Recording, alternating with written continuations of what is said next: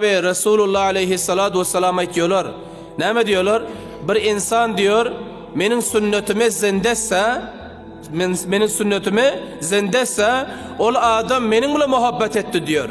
Bir insan ki benimle muhabbet etse diyor, onda kıyamet gününde benim kaptalımda haşr olmalı deyip Peygamberimiz aleyhisselam şöyle diyor. Subhanallah. Anında bir insan Peygamberimizin sünnetini zindetti mi? Peygamberle muhabbet etti. Peygamberle muhabbet eden insana kıyamet gününde şefaat nasip oluyor. Kıyamet gününde Peygamberimiz Aleyhisselatü Vesselam o bende şefaat ediyor. O ümmetine şefaat ediyor. Havz-ı Kevser'in su nasip oluyor. Kime? Bende ki Peygamberimize muhabbet etse. Peygambere muhabbet, sünnetine muhabbet etmek bile tapılıyor azizlerim. İnsan öz zahirine sünnete beraberlamalı. Öz zahirine Peygamberimiz Aleyhisselatü Vesselam'ın zahirine beraberlamalı.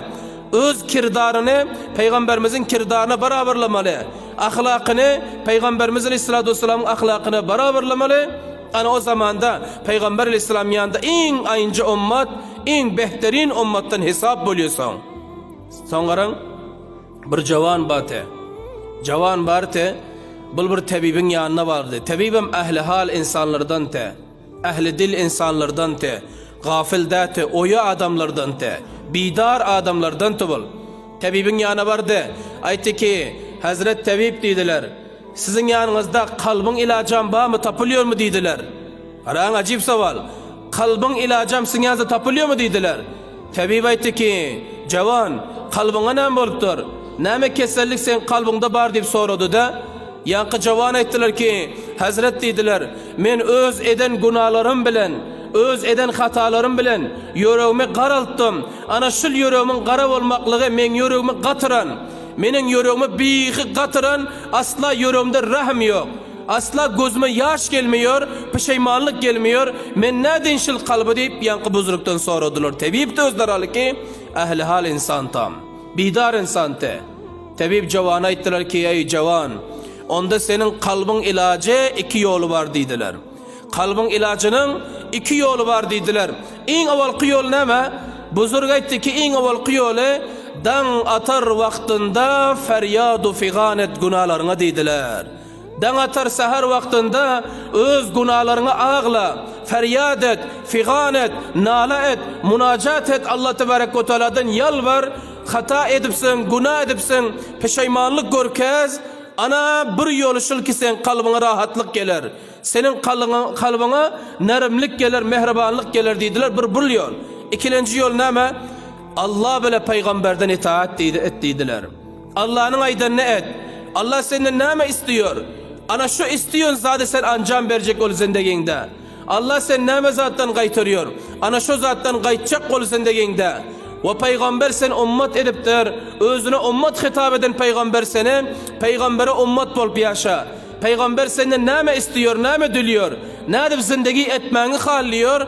Ana şuna mutabık zindagi ettidiler. Ana o zamanda kalbin ilaç tapar, kalbin şifa tapar, kalbine ravnaklık gelir deyip yankı cavana buzuruk şöyle deyip ayttılar. Azizlerim, şimdi şu zamanda ekser insanlarımız kalpten şikayet ediyor. Ekser insanlar şakavat kalpten şikayet ediyor. Ekser insanlar yüreğim katıptır diyor. Yüreğimde nerimlik yok diyor. Ya yüreğim kısıyor, yüreğim ten oluyor. Azizim, etyon günahlarımız bile kalp ten oluyor. Etyon hatalarımız bilen yüreğe katılık geliyor. Anında bizler etyon günahlarımıza peşayman bulup Allah Tebarek ve Teala'nın en behterin ay bizlere nasip edip koyun. Roza ay, bizu seherlik için turuyoruz, bidar oluyoruz. Yarım saat avval turup bir hilvat yer alıp nala edelim. Feryat edelim, Allah'a kıygaralım, tazarru edelim, riyazat edelim. Ana o zamanda bu yüreklere karar geliyor. Yüreklere sükunet geliyor, aramış geliyor. Allah Resulü'nün aydanını bana şul ayda etmesek başka hiçbir ayda bilmiyoruz. Serkeş şeytanlar bağlanan, Allah Teala fırsat ber koyun. Bir insan şul ayda bir yakşılık etti mi 11 ayda şu eden yakşılığı emişe devamı oluyor. Bir insan şul ayda bir günahdan tövbe etti mi 11 ay şu tövbeden günahsının tövbe nasip buluyor deyip ulamalar ediyor. Lihaza azizlerim, bu behterin ay, mübarek ay, Allah Resulü'nün aydan nedir? Hatalara, günahlara, yankı masiyedik Allah'ın beraberine ancam verdik. Ağlalın, gözyaş dökülün. ana o zaman da bizler Allah'ın yakşı bendesi oluruz. Peygamber aleyhisselamın isteyen ümmeti oluruz.